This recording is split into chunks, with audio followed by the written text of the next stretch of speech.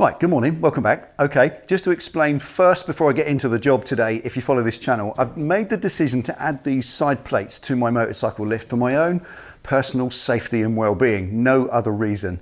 Now, I've got the Street Glide and the Gold Wing, and both of these bikes are actually the same width as the lift, meaning you can't ride the bike up onto the lift because there's nowhere to put your feet. If you try, you're going to end up going like that once you get there because your feet are going to dangle onto the floor and over it goes. So you're forced to stand beside the bike and kind of ride it up, and it's really precarious. Now, a couple of times, this has nearly got away from me and I dread the thought of that. So I thought this is a worthy investment. I can just ride it up onto this lift and then kick it down onto the side stand, nice and safe, not just for me, but also for anybody else working around me. So that is the reason to extend the width of my table into what is now a quad bike table. It works really well for these massive wide touring bikes, and this and the Gold Wing, well, they're both certainly that. Anyway, today we're going to do a primary oil change on a Milwaukee 8 engine. The same service procedure is done on almost every single Harley Davidson for the last 40 or more years, and it's the same procedure. It's the most common job you'll get on your Harley Davidson, common to all other models anyway. I'll show you. Now, if you're going to start doing your own Harley Davidson servicing, this is the job to start with. It's so simple, it's not true. It's just drain it out and put the plug back in and fill it up through the derby cover hole and put the cover back on. It's as simple as that, and it hasn't changed. Like I said, for 40 odd years. It's the same in a Milwaukee 8, a twin cam, an Evo, a shovel, a Sportster, an Iron Head. They're all exactly the same. You drain it out, you fill it up. That's it. There's no filter. There's nothing to worry about. You don't really have to flush it because it's just a splash oil that's in there to lubricate the chain that runs between the crank and the clutch and to cool down the clutch plates themselves. So it starts with a drain plug, the same as all these things. So the first job, drop out the drain plug, drain the oil. 5/8 socket on the drain plug.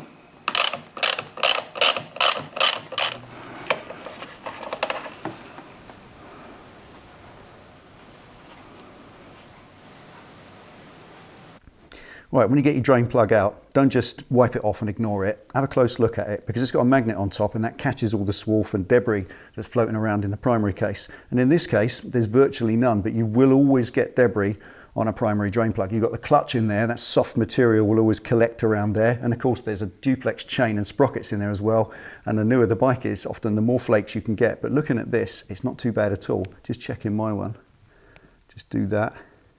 You've got this grey slime on it, which is clutch material, and nothing, no big flakes, nothing at all. So that's really healthy. But even if you do get flakes on this, it's not the end of the world. That's what it's there for, to catch them and get them out of the way.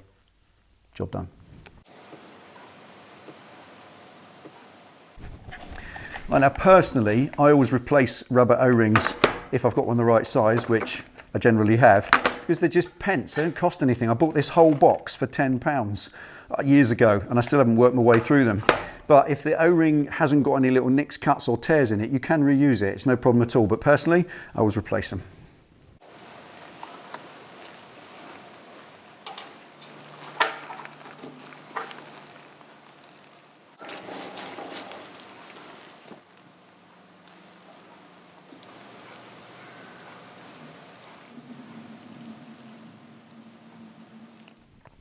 Right, drain plug's ready to put back in and torque up. I've put a little bit of blue Hylamar oil sealant around there. I've seen people use white Teflon tape as well. That works absolutely fine. Or you can leave it dry and just rely on the O-ring. I like belt and braces. I don't like things like this leaking or weeping on the floor. So ultimately, a little bit of Hylamar and a brand new O-ring, that'll be absolutely fine. Now, the manual gives me 14 to 21 foot-pounds as a torque setting for that. And because I've got a sealant on it, I'm going to go to the lower side, just over 14 foot-pounds, and lock it in.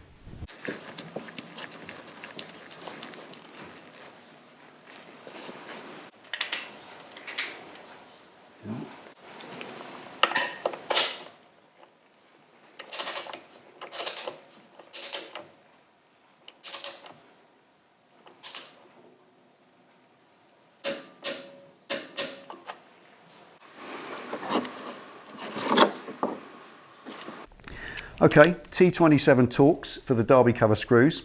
And when we take it off, because it's a large aluminium cover, always undo it and do it up in a star pattern. That way you're not going to warp the cover in the future. So break them all first.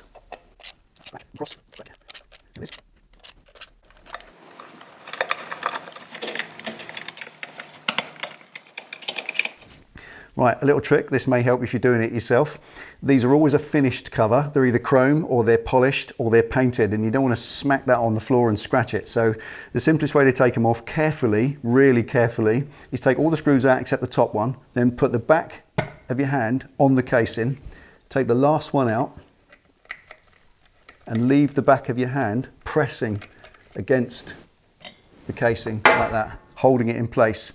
And as it's held there, you can then go on there and gradually just lift it off, nice and careful. Now lift it away carefully and look down inside and make sure that your little rubber quad ring gasket in here isn't stuck half onto there and half onto the casing. Now if you just pull it away, you can rip it. So it's important, just make sure that's all intact and safe, and then lay it down on its back on a cloth so you don't scratch it.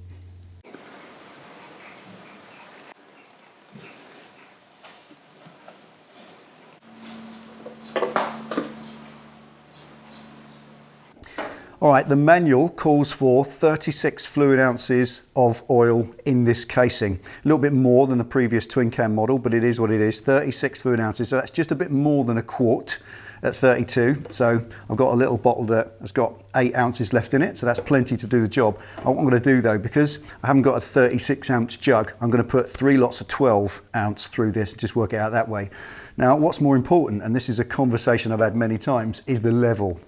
36 ounces is the guide to what it needs, but we don't really know exactly how much of that has come out. 36 ounces is a dry fill. That means if the casing had been off and you dried all the parts with a towel and put it back together, 36 will fill it to correct. But there's a residue left in there. There might be half an ounce, who knows? So when you get to sort of 33, 34, start looking at the level, and the level is bottom of the clutch plates, but we'll come to that in a minute. Let's get the bulk of it in there first.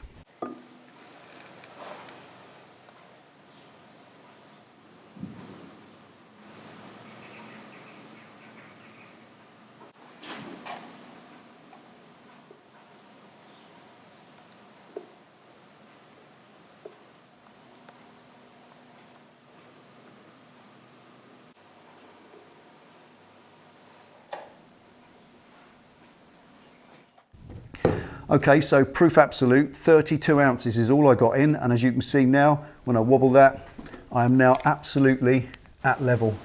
That's it, it's correct. And it's purely because the amount of oil that's left behind when you drain it out. It's a sticky oil, it's all around the inside, and it means there's a little bit left over. So that's the correct level, and the level is far more important than how much you've got in. It must be the correct level, and it's at the bottom of the clutch plates. There's a diagram to show you precisely where it should be. No higher, no lower. If it's any higher, you can get clutch drag. If it's any lower, then the clutch itself can overheat, especially in traffic, because that's partially what the oil is there to do. So there we are, we've got the right oil level. We'll pop the cover back on, torque up the screws in a star pattern, and we're good to go.